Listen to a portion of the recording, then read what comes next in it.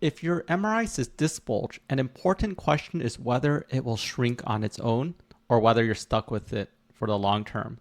The answer depends on the type of disc bulge you have, and some types shrink away almost 90% of the time.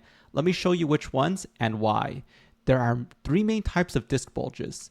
In a disc protrusion, the disc bulges outward, but the outer disc wall remains intact, keeping the inner disc material fully contained.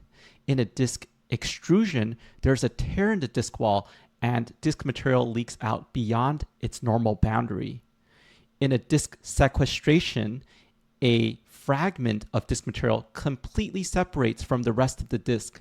These terms are commonly listed on MRI reports, but what's rarely explained is that they carry very different probabilities when it comes to spontaneous improvement over time. When researchers have followed patients over time, clear differences emerge. Contained disc protrusions have the lowest likelihood of shrinking, with spontaneous reduction reported in only about 25 to 30% of cases.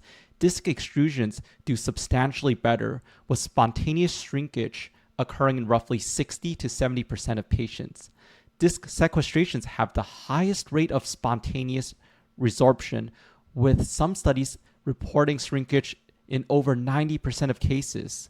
This is counterintuitive for many people because the disc injuries that look worse on MRI often have better biological odds of shrinking than smaller contained bulges.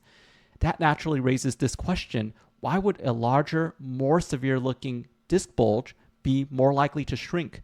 The answer lies in what happens biologically once disc material escapes through the disc wall. Shrinkage of disc material is known as resorption. Resorption simply means that the disc material decreases in size over time, either by losing water content or by being actively broken down by the immune system. But the immune system cannot efficiently break down disc material unless it can reach it. As long as the disc material remains sealed inside an intact disc wall, it's largely hidden from the immune system. In contrast, when the disc wall tears, as in extrusions and sequestrations, the inner disc gel becomes exposed to the blood supply and immune cells. Once exposed, two important processes occur. First, progressive dehydration, and second, an inflammatory response from immune cells, particularly macrophages, which recognize the disc material as foreign, migrate to the area, and actively break it down. This immune-mediated cleanup is one of the main reasons extrusions and sequestrations shrink more reliably than disc protrusions. A helpful way to visualize this is to think of the disc like a jelly donut. As long as the jelly stays sealed inside the donut, it just sits there hidden from the ants. Once the jelly leaks out, it dries out and attracts the attention of the ants. The same principle applies to the disc material. Exposure changes everything. So can you just wait around for your disc bulge to shrink if you have nerve symptoms? It's also important to understand that disc shrinkage does not automatically mean pain relief.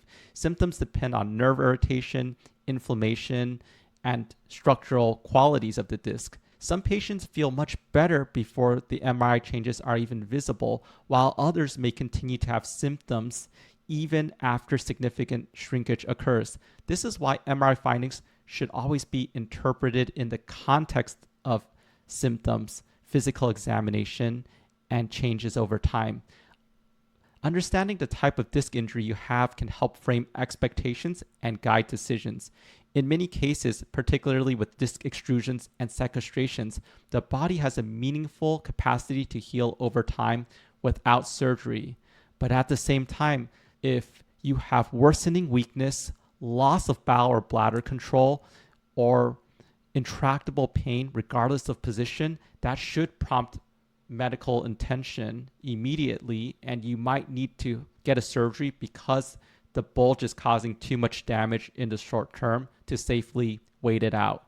But if your symptoms are milder, under control, knowing how disc resorption works in your favor can help replace fear with context, and it can explain why the important question is not just whether you have a disc bulge, but whether the disc material is exposed or sealed inside. I'm Dr. Jim, helping you decode the disc one concept at a time.